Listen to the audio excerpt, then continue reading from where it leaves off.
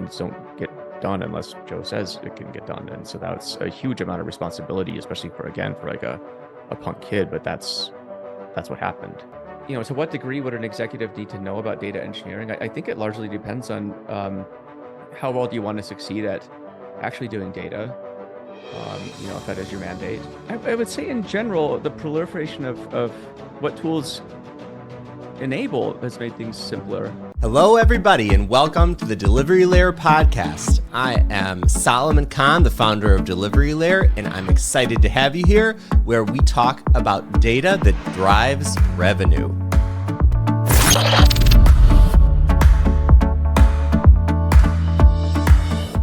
In this episode, I talk with Joe about the secret data job that's never been advertised that we both had, his best-selling data book, and more. Welcome, everybody, to the Delivery Layer podcast. I'm Solomon Khan, the founder of Delivery Layer, and I'm very excited to be here with my friend Joe Reis. Joe, welcome to the show. Thanks, Solomon. How are you doing?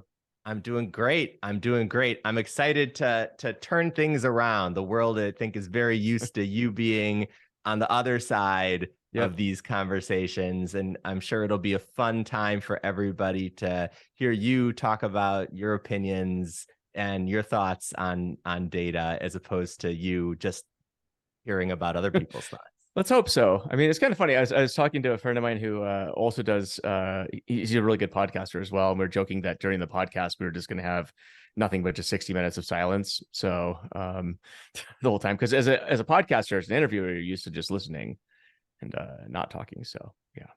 There you go. Well, it'll be a new experience, but it'll be fun. So, all right. So let's start there then. Obviously, you have a very well-known show and you put out a lot of content, but how did you end up where you are? And why don't you tell people a little bit about yourself and sort of your journey to where you are right now? I mean, it's a very circuitous adventure, right? Or I mean, there wasn't any rhyme or reason behind it. It wasn't like I intended to be where I am. But I think that's probably true with a lot of people's careers, and sort of where you end up today versus where you thought you'd end up 20 years ago or something like that. Or, if you're 20 years, if you're like in your early 20s now, I guess, look back to what you thought you'd be doing when you were 5, right? Like you thought you'd be like a fireman or something, I don't know, or a superhero. But, I've always worked in data though, in whatever capacity, and I've always wanted to be in it. And, so I'm lucky that the field that I've wanted to be in is always the field that I've worked in, right? So, it's obviously had different turns, but at the end of the day, there's always been like a hard data component to it. And, we should dive more into content's an interesting one. I mean, I've always blogged, for a long, long time. A lot of those blogs aren't around anymore.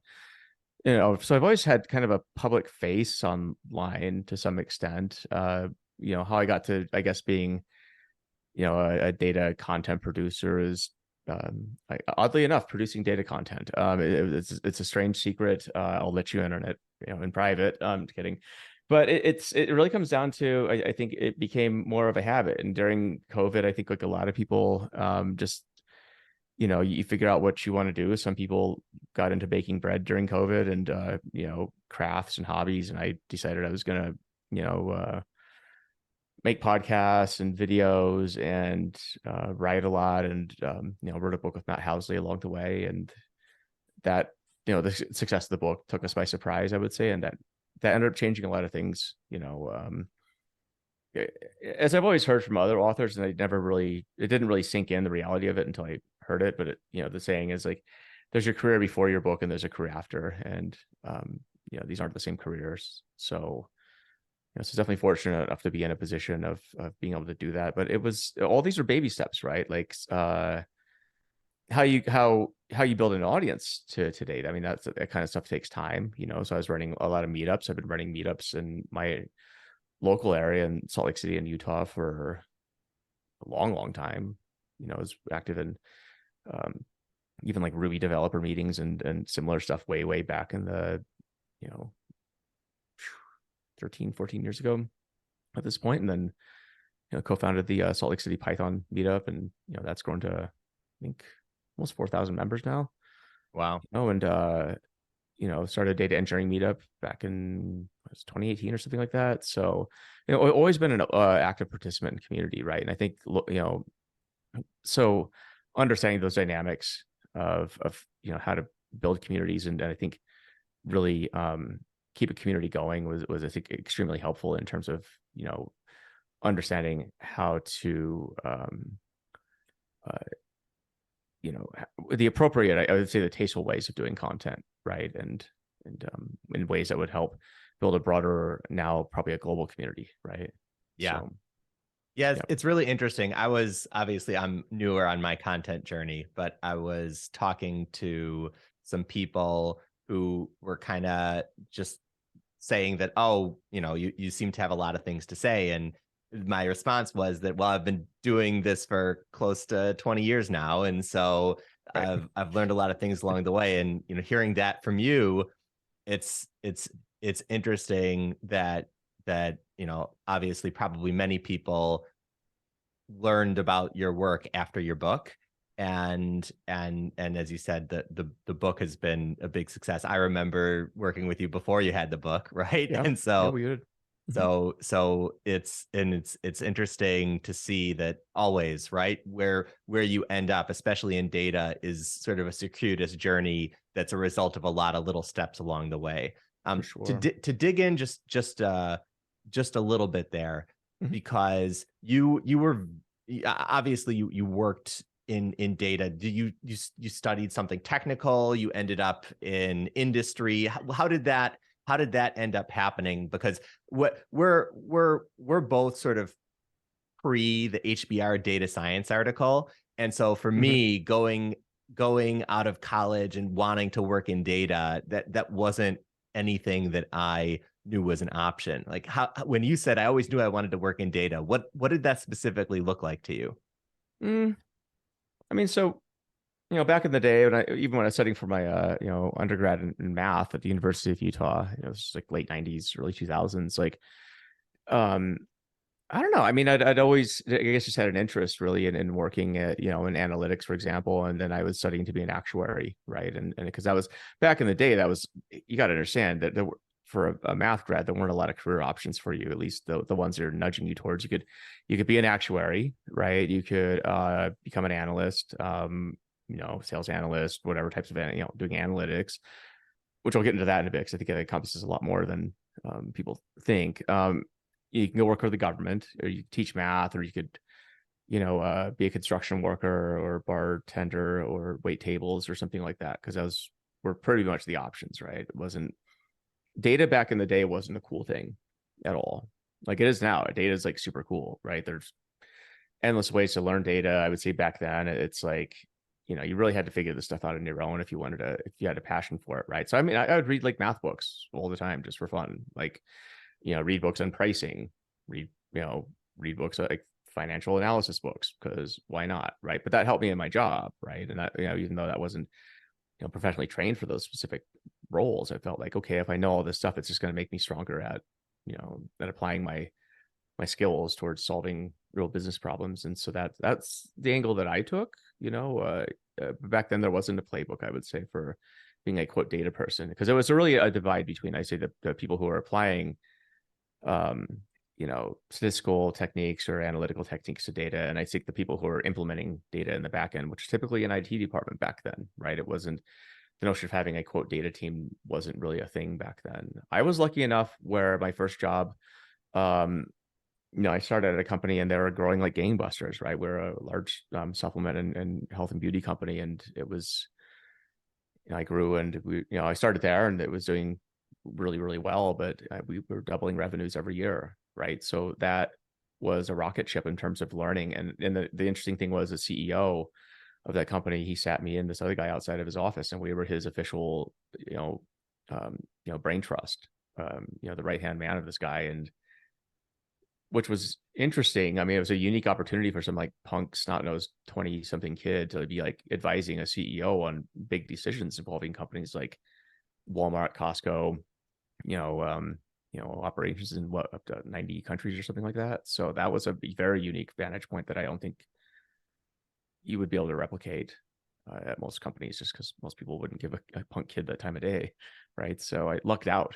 That's what happened, in a lot of ways. You obviously have to be able to take advantage of the opportunity, but in a lot of ways, it was just, this guy had no reason to listen to me, but he liked me and thought I had good things to say and was reasonably intelligent. So, so that's how, that's what accelerated my growth, is having, I think I had a good, a leader who believed in what I could provide, especially as an unknown quantity.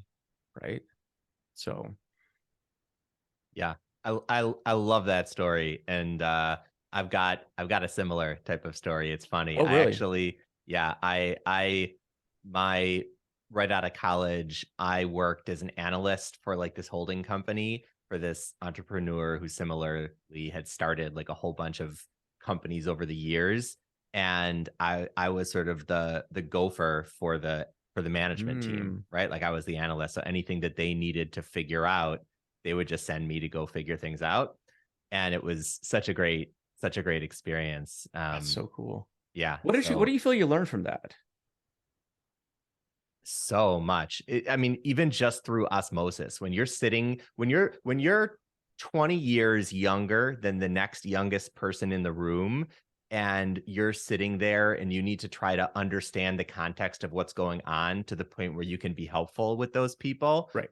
there are just vast gaps in your knowledge that you need to very quickly fill. And at the same time, those people appreciate the different vantage point that you, or that I at the time, as like sort of Mm-hmm. a younger, more technically savvy person, can bring to some of their discussions. And so it was a really interesting dynamic. I mean, Super cool. I learned so much. Yeah. And one of the, oh, go ahead, Joe. Oh, no, no, go on. I was going to say one of the things that I think you uniquely get in data work, and I think that not as many junior people take advantage of it as they sort of can, but there is oftentimes this type of opportunity to jump into that kind of role, because you get access to power as a junior data person in a way that almost no other job does. In that, if you're supporting marketing as a marketing analyst, you might have a lot of discussions with the person who's leading marketing in your Right. company. And the degree to which you can be helpful to that executive, that's the speed that you can grow, and that's the level of access that you're going to get. And you can choose, are you going to be just someone who answers queries that come on a queue, or are you going to be someone who's a thought partner and is Yeah. like you said, Joe, the right hand man who's just sort of helping them figure out what they need to do. That's exactly it. And the thing is, you don't know this opportunity is in front of you typically, right? Especially as you're a junior, because you get hired to do, quote, a job, and you think that's your job. But you got to understand, people, especially leaders, it's lonely, right? And you've led companies, I've led companies, and we've worked with leaders, and it's surprisingly a lonely spot, where if you do have somebody who's coming to you, with, who's proactively coming to you with ideas, and informed ideas, obviously, but ways that you can help improve things. I think that any leader who's worth their salt is, will probably at least have a chat with you about it, and then you're on their radar, right? Like, this person's not just some lackey. Like, they show initiative, and maybe we should bring them along for the ride, and that's, I mean, you obviously have initiative. I did too. I mean, it got to the point where I was running, um, a lot of, dictating a lot of the operations in this company, right? Like, things don't get done unless Joe says it can get done. And so that's a huge amount of responsibility, especially for like a punk kid, but that's what happened. Yeah. So, Yeah. but I love it. you don't get there just by, like, saying you deserve it, right? You have to earn it too. You have to earn Yeah. that trust, and that trust, it takes a long time to build.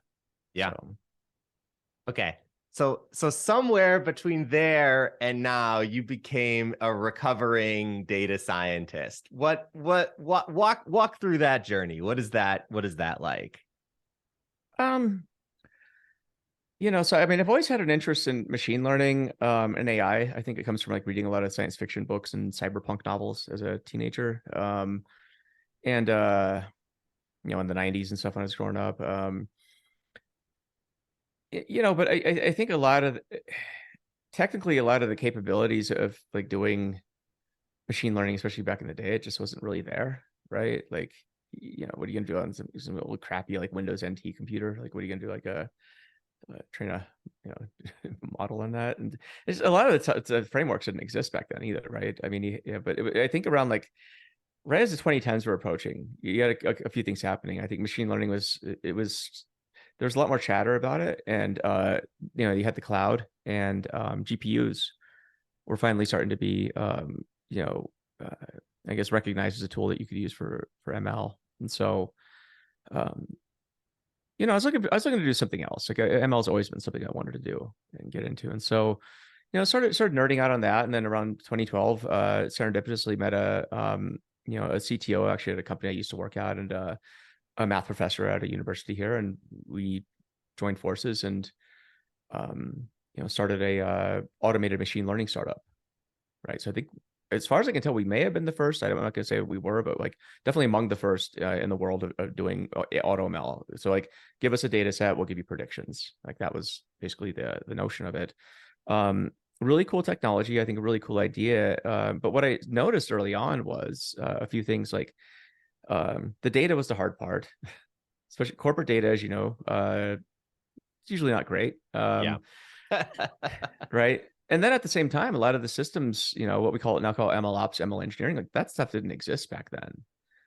So you had to figure out from scratch, like, okay, so I got to do things like automate feature engineering, right? So I built something like that because we had data scientists, and math PhDs were, very overqualified for doing feature engineering. They're spending a lot of time doing that. So I just sat there like, why don't we just, if this is what takes most of the time, why don't we just try and get to a good enough solution where we can get these people out of the picture, or at least have them vet the final data sets, right?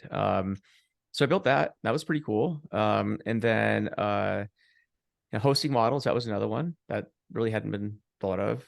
So, how are you gonna get a inference and so forth, right? And how are you going to get predictions back to somebody who's calling for prediction in a reasonable amount of time with a reasonable payload? Like none of this, as far as I could tell, I mean, I was searching all around. Like this is hard stuff to figure out. So I started realizing like a lot of data science, quote unquote. And again, this is right as that data science is the sexiest job of the 21st century article came out in Yeah. Harvard. And, the questions that came to my mind was first, like, what is a data scientist? Because it wasn't actually clearly defined in the article. And I And still further, don't think it's clearly defined. well, it wasn't, as far as I could tell, it wasn't intended to either. So DJ Patil, who I believe, helped come up with the term alongside, I think somebody else, Jeff Hammenbacher. But anyway, like, um, in a later interview, he said that it was intentional that there wasn't a definition behind it. So you could like figure it out on your own, and it could encompass a lot of things. But I always went off Drew Conway's Venn diagram, right? Stats, coding, domain expertise, or whatever, right? And it's like hacking skills, nunchuck skills and stuff. So it's like, that was like the archetypal data scientist back in the day, where you're sort of interested in machine learning, right? It had more of a bent to that. So anyway, that's what I took it to be. Okay, data science is like more ML based. And then obviously as time goes on, data science starts incorporating all kinds of stuff. Because I think what happened, especially from like the early through mid 2010s, is companies thought, well, it'll be easier to attract talent if we could just call it data science instead of like analytics. Because analytics, I don't know if you remember, but at that time, analytics was like a 4-letter word. People, if you're an analyst, you're like basically human garbage in the data science world. It was looked down upon. All my data, all my machine learning friends are saying BI is dead. It's going away. Data warehouses will go away. It'll be replaced by Hadoop. I mean, these were actual conversations people were having. Yeah, I remember that. And I mean, this is also when people were starting to be against SQL, and SQL's dead too.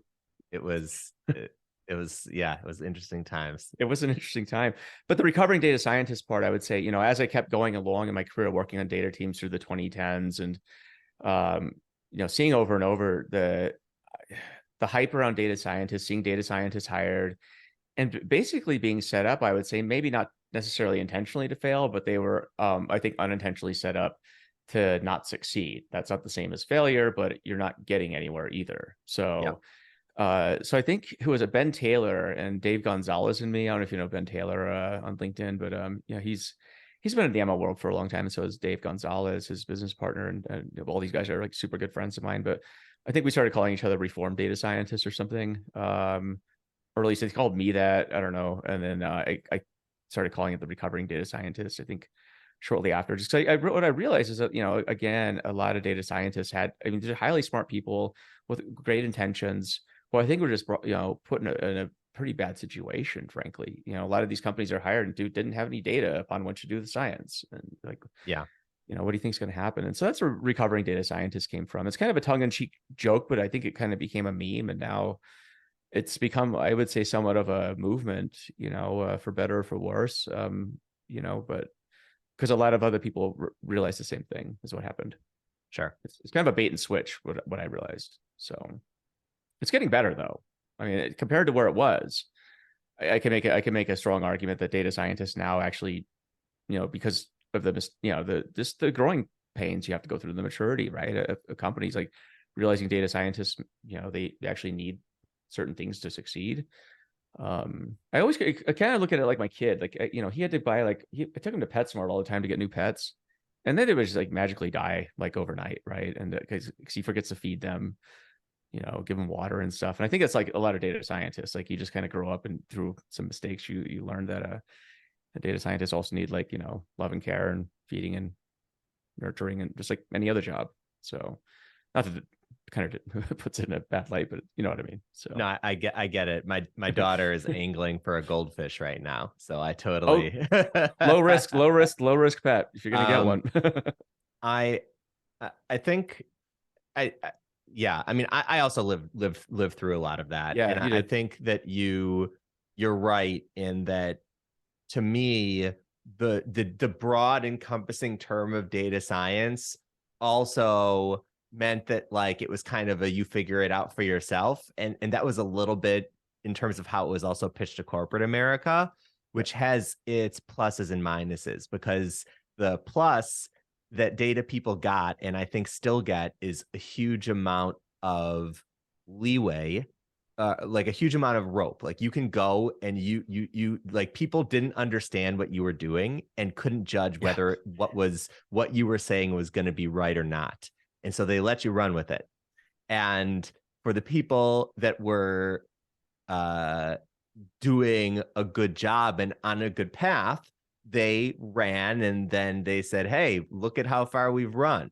The challenge is that data work is pretty hard, and a lot of people in the earlier stage really, I think, mostly didn't understand how they needed to connect with the business, less Oh, about, in addition to a lot of the technical challenges that are just innate to data work that are different from other software engineering type of challenges. So it's unexpected for people. And well, then a if lot you of look at it, those, oh, sorry. oh, I was just going to say, a lot of those people got them, they took the runway, and then they got themselves into trouble. Oh, for sure. And if you look at how data scientists were trained back in the 2010s as well, right? I mean, look at the curriculum of a lot of the boot camps, that were training data scientists, or, university courses later, and MOOCs and so forth. But a lot of them were, it, it didn't focus as much on the business as it was like, here's an introduction to Python, and then Yep. pandas, right? Import pandas as PD, right? Like, then make data frames, and then sklearn, right? So all I mean, the progressions of a lot of these courses are very, very, very similar. Mm-hmm. So the types of a data scientists that come out, I mean, they're definitely instructed to do there's a certain rubric for sure, but in terms of applying that to the business problems, right? The things I noticed was, okay, these people who were trained as data scientists, say, they get into companies, and the techniques, um, it was highly predictable, right? Okay, so the temptation as well is like, well, I've been trained that machine learning is important to a lot of companies, therefore let's find machine learning problems to solve. And so it was definitely the thing where I think you had a lot of people taking a very technician based approach to things, without understanding the broader questions of, like, okay, so, like, how would I identify a problem where machine learning is appropriate, right, versus an analytical type problem and approach, right? This is a very underrated type of a skill to have, but it's probably one of the most important ones you could have if you're working with data, right? Like, how like, how do I approach this problem? Is machine learning necessary, or will it even be useful here at all? So that's what I notice a lot is every problem is basically a machine learning problem for, a whole generation of new data scientists. So Yeah, very, very true. And I guess thinking about the parallels of that for data engineering, mhm. because data engineering obviously has come such a long way where you've got this breadth of use cases and huge amounts of tools and so much so much that you can do and over engineer or under engineer. And I guess thinking about it even from the business side, right? Like, should business executives care about like data engineering? Like, should they be thinking about their data engineering strategy, or like in what way should a business person be thinking about that, or should they not? It's an interesting question. It's something I've been thinking a lot about, right? And so I have a couple, maybe conflicting answers to this too. And so, um, I think executives should care about data to the extent that data can help them. But that opens up a can of worms, because how do you know, right? How would you know? I mean, I was talking to a chief data officer the other day, and he's like, I had to level up on a bunch of stuff: governance, data management, data engineering. I know nothing about data engineering, so I have to, level up on this. And so, as a chief data officer, so I don't know to what extent an executive needs to know about data or the nuances of the practice. I would say, like, but what it does though, right? The danger of it is, and I'm not just talking about data engineering or lack thereof of knowing about it, but in general, right? What often happens, or kind of what you're seeing today, like, big initiatives are pushing to AI, but why, right? Oh, is it because the board is telling you to do this? Well, why do they want you to do this? What I often see is that there's definitely, executive driven development as well with respect to technologies and data initiatives, for example, right? Because every company feels like, oh, well, if it's the new oil, as written in The Economist back in the day, so therefore we have to be, quote, data driven, and we have to, quote, have data stuff going on. I mean, the latest earnings seasons, for example, right? I mean, listen to all the calls. Everyone had to talk about AI. You have to have a story. Yeah. So whether you like it or not. And so that's sort of the tension, right? So, to what degree would an executive need to know about data engineering? I think it largely depends on, how well do you want to succeed at actually doing data, if that is your mandate. Um, but I take, okay, so that's the one thread of the argument on the executive side. So if you take it to the other end for data people, I've often argued that data people should actually stop talking about data and start talking to the business and talk about things in terms of the in language the business understands. So I think there's a big disconnect in some ways in how we meaning the data people in the business talk to each other, and but I don't know how we overcome this really. I think it is a case by case basis, but I wish that I had a silver bullet to answer this, but I'm trying to figure this out actually. It's something that's been on my mind lately, and I don't know, what do you think? I'm curious. Well, I think that the biggest difference in terms of whether an executive really needs to know about their data engineering or not is the type of business that they have. Yeah. If they are a data business, then yes, I think it's really important that they understand the trade-offs that they're going to make in terms of data engineering and then what that means. Because what I've seen is that there's this general push to get everything into some data lake or data warehouse. And sometimes, especially in like the enterprise data lakes, data just kind of sits there without doing much. And there's not, Yeah. I would say that it's very much capabilities driven for an amorphous use case versus like a very pointed use case that requires a very specific infrastructure. So to me, the better you can define your company's pointed use case, the better you're going to understand what are the real needs in Yeah. terms of the infrastructure around that. And, are you actually okay with something simple? Because that's all your company needs, or do you need something much more advanced? I completely agree, and yeah, I mean, you're hitting something on the head where it's yeah. In general, how is your company approaching data, right? So a company like Delivery Layer, for example, I can wager that as you grow out, you're a product person, you'll probably want to have a very high touch engagement with the engineering teams, and that probably includes data engineering at some point, right? I talked to Tristan Handy the other day from DBT, right? And he's highly technical because he has to be.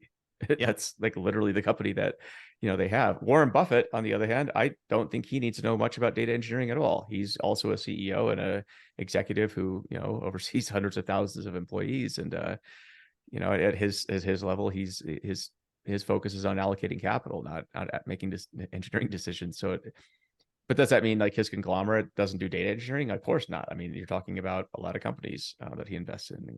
So I think you're exactly right. It's what's the mandate of data, and how close to the metal is data to your company. But this is an interesting question because it poses, I think, a real dilemma for quote mature companies, right? So if you're in a mature company where data is not typically the first consideration, or what ultimately empowers your business on the front lines, right? I.e., it's not what the customer is buying from you. It may power how the customer buys from you and what they buy, but it's not what they're buying. Like Wrigley's gum, for example, right? That's not a data company. I don't care sure. what you would say about it. It's like the customer buys chewing gum at the end of the day. They're not buying your data lake. So, but obviously that I would imagine that the company behind that's well, I did talk to one candy company. Actually, I'll give you a huge example. I did an AMA with one giant candy conglomerate, and there were 320 people that showed up on that call. Wow. That was their data team. Wow. I was shocked. I looked at the the participant numbers, like, wait, this is a mistake. This is like bigger than some conferences. So, but so they take it seriously, right? So Yeah. Okay. So obviously there's this proliferation of tools and capabilities and scale in the world of data now. Has that made things easier or more complicated? um I would say in general, the proliferation of what tools enable has made things simpler, right? So stuff like Snowflake and Databricks has made the lives of data people simpler. Tools like Delivery Layer and DBT makes the lives of people simpler than it used to be. I mean, rewind Thank you 10 for the years plug, by ago. the way. Oh, anytime. You can Venmo me my $5 later. But I mean, rewind. I mean, the simple exercise is rewind 10 years, or whatever number you want to pick, greater than 10, greater than equal to 10. But like, can you make an argument that the availability of what you had then is superior to what you have now? And does that make your life easier? If it makes your life easier, then you've answered your question, right? But I think for most people, if you were to toss them back in time and have them do the same thing, I think there'd be a lot more friction. So there's a lack of friction make your life easier?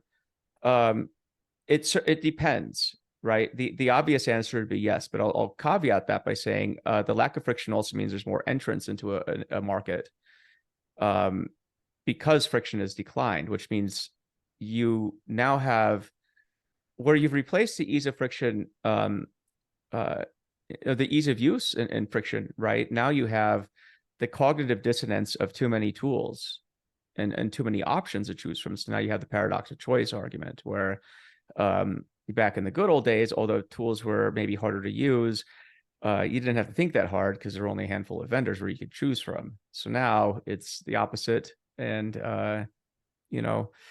so picking the right tool is, I think, going to be more of the challenge now, especially in this market, right? Because what I've been telling people is you got to be really careful, because it's sort of like equated to like trench warfare in World War One.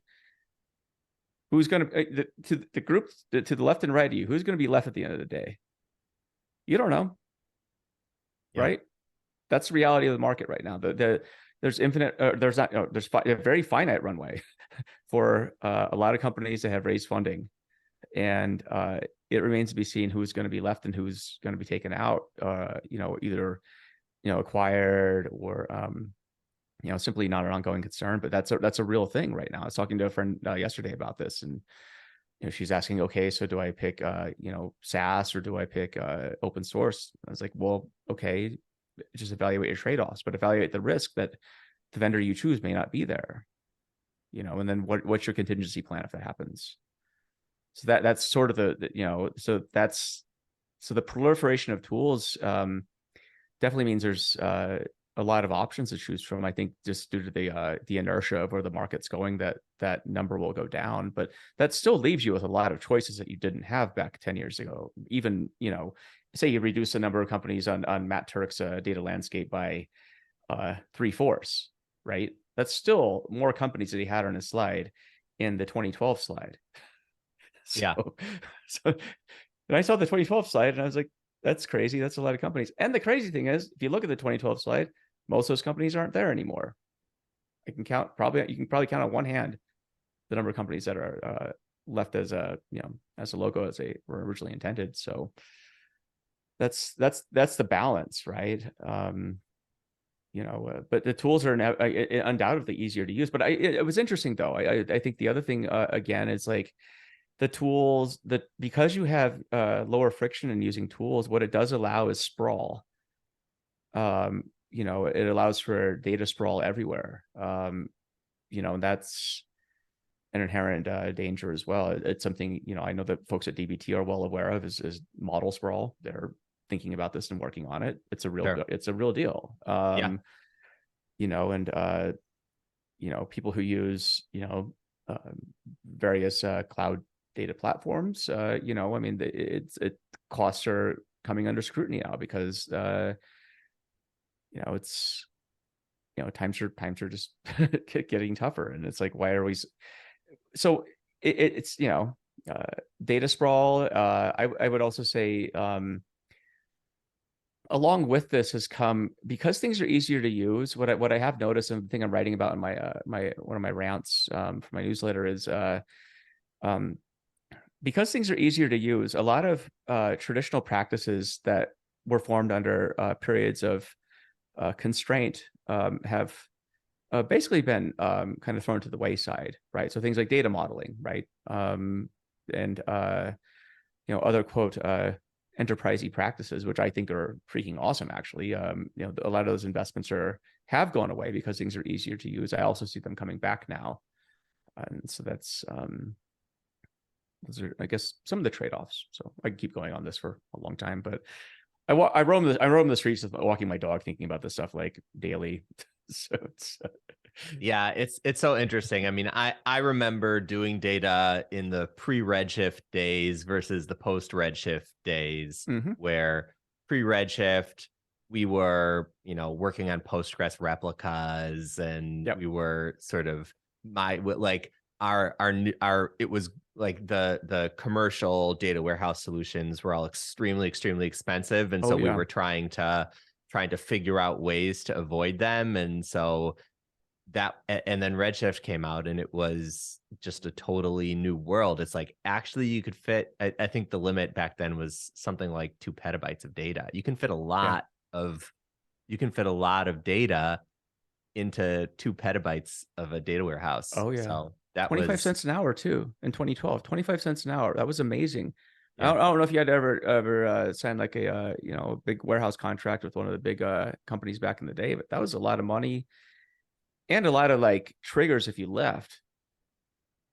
I never signed one. They were all like out of the realm of possibility for the places that I was working at. Lucky stars, yeah.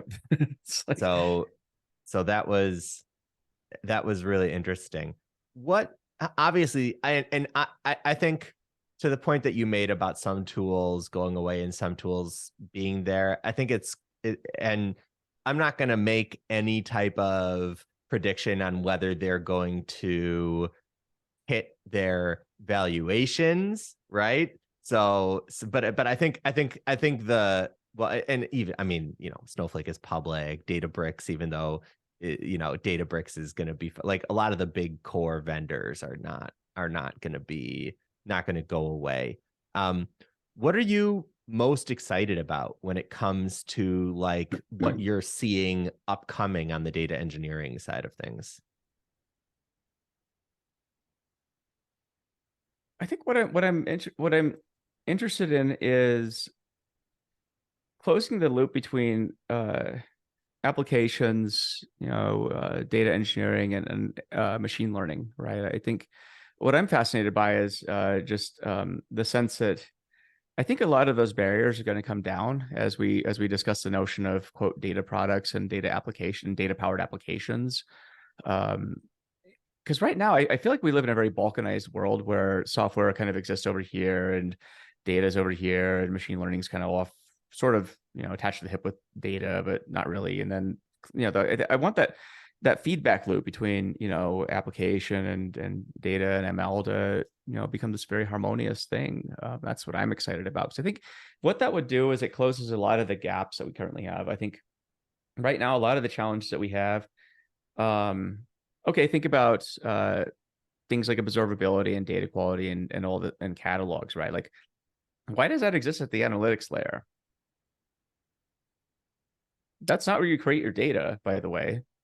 It's typically in the application layers. Like, why do we have this dichotomy between quote data and quote the sources that generate this data? To me, these are this is what happens today. I mean, I even included in my book as systems that generate data, but systems will always generate data. But that's not the point. It's more like, why are we spending so much time as a field focused on bandaging the upstream side effects of data? Why aren't we working with the people that produce the data hand in hand and maybe find a way to join forces? Because in my opinion, data, it's all the same thing. It all just flows like water through the life cycle. And so that I'm excited to hopefully see those walls coming down, really, because I think they're largely a relic of the past. They're largely a relic of how we would set up IT departments and in traditional companies. And of course you see the walls broken down where companies are very quote data or technology native. They started with the data approach or technology approach first. You didn't have these walls because you really didn't need them, right? It's just, so I think that's my goal. I mean, my goal in some ways, I hate to say it, but it's like terms like data engineering, machine learning engineering, they may disappear. Sounds strange for a guy who wrote the book on data engineering, but doing that would make the world a better place, I think. So yeah, that's so interesting. I remember there's some sort of quote or some sort of law that solutions get sold into org structures, not into problems. Conway's And law. okay, yeah, Mm-hmm. and I think that's I think that's very right. I think there's a lot of things about data that, and especially, and some interesting, going back to earlier in the conversation, one of the biggest benefits that I got from that sort of early job where I was sort of working for the management team was that I knew all along the way that really we were there to solve big problems in the business. And yes, we technically had a mandate, but if you can identify and solve a big problem that's outside of that mandate, there's no real box around that mandate. That Right. mandate is and the thing about being a data person is that you're in this unique position to be able to see things that no one else is going to be able to see because you're the only one that's looking at the data. Right. And so there's a certain category of things that you are the only person empowered inside your organization to be able to actually accomplish. And to the point that you're making, I think closing that loop around, hey, what's the goal of all of these things as opposed to the individual org structures, and how do we all work a little bit closer together? That really resonates with me. Oh yeah, and it's something I was telling my friend who I'm mentoring right now. Last night we are hanging out and I gave her Melvin Conway's original paper about how committees design things. Right, it was written in 1967. That's where Conway's law came out of. And I was like, She works on a data team, and she had some questions just about, org structures and stuff. I was like, well, you should just go back to the original paper and just read this. I think if you can learn to see Conway's law in action, for example, right, the org structures and the dynamics and how do they operate in systems and the products they develop, then I'm like, this is a superpower where you can start seeing behind walls, figuratively, of course. But it's crazy how many people are blind to this, you know. And but again, if you can learn to see past this, you can learn to observe, and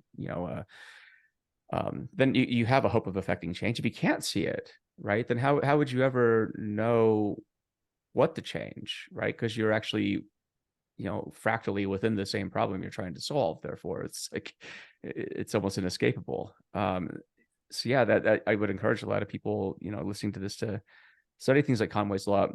Another good book is Team Topologies, right? Because I don't think technical solutions are the answer to some of these problems. I really do think like you have to couple them with, um, uh, organizational, pattern refactors as well, whatever that looks like. And in a lot of cases, that starts at the top too. So back to do execs need to know about data engineering? I'm like, well, maybe, right? But to your point with Conway's law, would it matter if they did, or what change could you affect? And so, but it's definitely a step towards getting, towards something more useful with data. But I feel like we're getting there, right? The discussions are taking place more and more. They didn't used to take place. Like I said, data was largely, and this, data was largely an afterthought at most companies. It's like, hey, data guy, go get me my report and a cup of coffee while you're at it. Thank you. So, but that's changing, right? So, and the other thing is like AI, the latest AI craze. I mean, for better or for worse, it's putting the focus back on data, once again. My concern is that once again, companies aren't going to put the efforts in that they need to make this stuff work. Like I saw, there's an article in Wall Street Journal last week that talked about companies are investing more in data quality to enable the AI, which is awesome. Please do that. And then today's article was about how a lot of these AI startups that had raised money, or finding out really the hard way that it's really difficult to get companies to want to work with you if you're a startup. And the other thing is, like, you need data for your models to work, and because you can't get data, herein lies kind of the crux.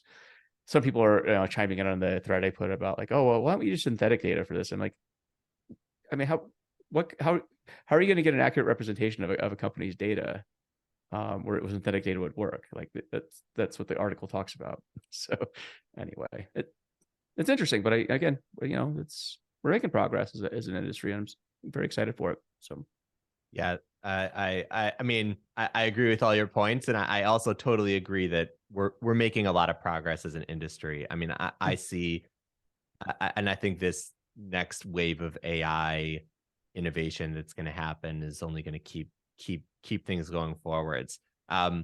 Joe, thank you so much for all your time today. Thank you.